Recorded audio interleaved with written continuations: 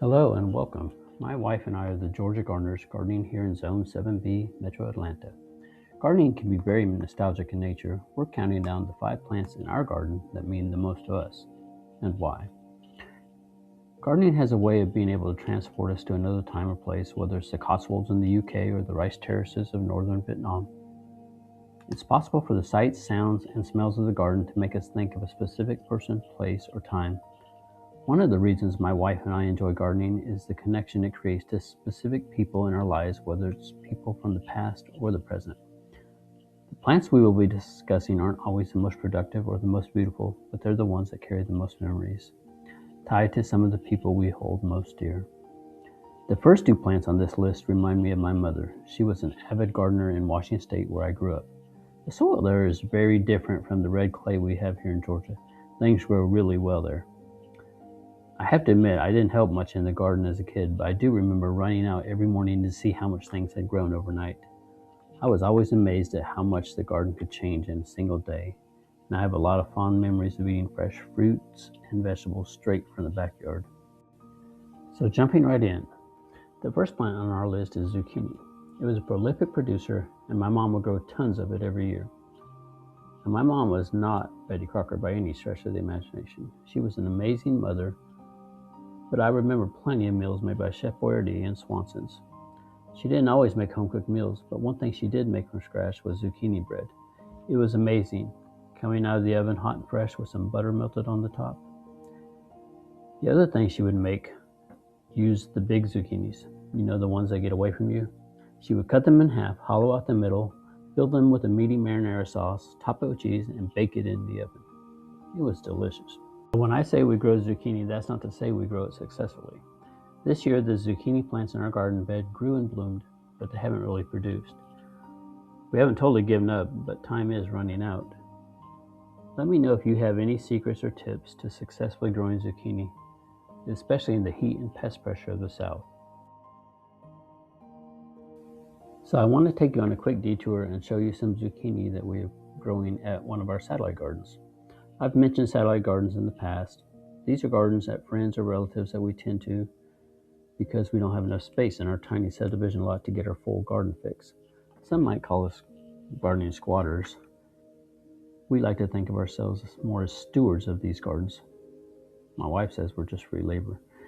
In any case, we enjoy the extra gardening. These particular zucchinis are at the satellite garden we call the farm. It is located at my sister-in-law's place. It is a larger plot of land that allows us to stretch out and grow some different things. So in this picture, we see my wife standing amongst a Mexican zucchini that's been planted. This is one plant.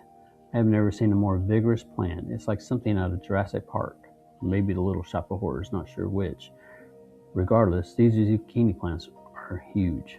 We have 2 of them, and one of them is just now starting to put on some baby zucchinis. So we'll see how they do. Alright, going back to the zucchini plants in our garden beds, let me give a quick disclaimer. Just because a plant doesn't do well for us doesn't mean it's the plant's fault. We take full responsibility. Whether it's poor sun, soil, or watering, it's most likely operator error, and we don't blame the plants at all. Like most gardeners, we've had many plants go to the great homestead in the sky due to our gardening skills. Moving on to the second plant we grow for nostalgic reasons, irises. My mom grew all the old school flowers, gladiolas, dahlias, irises, daisies, etc. She loved having fresh cut flowers on hand, and I can still remember the smell of them on the dining room table. The soil where we lived in Tumwater was rich and fertile, so even though the growing season was shorter than it is here in Georgia, she would get incredible yields. She lost her battle to cancer in 2022. At her celebration of life, we made sure her grave was surrounded by bouquets of gladiolas and dahlias, the same flowers she always kept on the table. As you can see, our irises are long past spent, but they're always one of the first signs of spring and a beautiful reminder of my mother. The third most nostalgic plant in our garden is the yellow pear tomato. This one reminds me of my grandma, another amazing woman in my life who loved to garden. She lived in eastern Washington in Richland. We only saw her a couple of times a year because it was a long drive, but it was always a special treat visiting Grandma. Grandma was a part of the greatest generation, and she really was great. She was strong, funny, and kind. She smoked more, those long brown cigarettes. It seems like everybody smoked back then. It was before we knew better. So when I think of my grandma, I remember the smell of smoke from her cigarettes and the smell of vinegar from all the canning she did. She came from a generation that didn't waste anything. She canned asparagus, beets, tomatoes, and anything else that she had grown. It's much hotter and more arid in eastern Washington than Tumwater, but things grew very well there too. I remember her yellow pear tomatoes especially because as a kid I thought it was so interesting that a tomato could be yellow and shaped like a pear. That's why I grow them in my garden today. They're an heirloom variety that a lot of seed catalogs still carry, and they're very vigorous growers and prolific producers. They're fun to snack on with the grandkids when we do our garden strolls. Our grandkids also enjoy the novelty of these tomatoes. Sadly, we lost my grandma to respiratory issues about 15 years ago. The next two plants are associated with my mother-in-law, who is also a passionate gardener. So coming in fourth on our list is the Rose of Sharon. We got these seedlings straight from my mother-in-law. If you look at the trunk, you can see it's actually two plants, one with pink blooms and the other with white blooms that have a vibrant red eye in the center. The two plants have joined together to give the look of one plant. Every time we visit her, she sends us home with cuttings or seedlings from her garden. It has become quite a tradition to this point, and it means our garden has evolved quite literally from pieces of her garden. My mother-in-law is getting up there in age now, but she still enjoys her garden. My wife and I go and help her when we can. She lives about 45 minutes away, so it's not as often as we'd like. I mentioned satellite gardens earlier. Her garden has become one of those satellite gardens for us. We're hoping to do a full before and after video of the work we've done with her in her yard. We've been working toward a cottagey secret garden feel for her, something low maintenance with a seating area tucked in where she can just sit back and enjoy it. So for us, the Rose of Sharon isn't just a hardy, low maintenance plant that blooms beautifully from midsummer into the fall here in Georgia.